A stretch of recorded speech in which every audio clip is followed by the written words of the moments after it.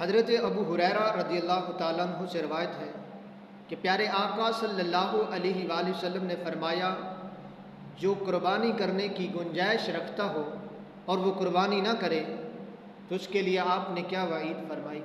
فرمایا کہ وہ ہماری عیدگاہ کے قریب بھی نہ آئے۔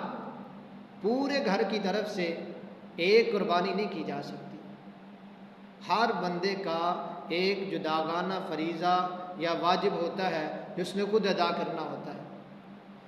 صدقہ فطر ایک جداگانہ ہے، ایک بندے نے صدقہ فطر ادا کیا تو پورے گھر کی طرف سے نہیں ہوگا۔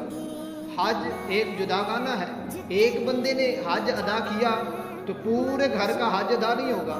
پورے گھر کو حاجی صاحب نہیں کہنا شروع کر دیں، ہر افراد کو حاجی صاحب کہنا نہیں شروع کر دیں کہ ایک بندے نے حج کیا، ایک بندے نے نماز ادا کی ہے تو پورے گھر کی نمازیں نہیں ہو جائیں گی، اس بندے کی ہوگی جس نے ادا کی ہے۔ اب ایک بندے نے روزے رکھے ہیں تو اس کا ہی روزے ہوں گے، سارے گھر کی طرف سے وہ روزے نہیں ہوں گے۔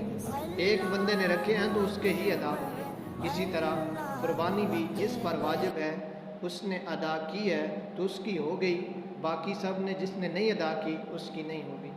اللہ پاک ہمیں اس پر عمل پیرا ہونے کی توفیق عطا فرمائے۔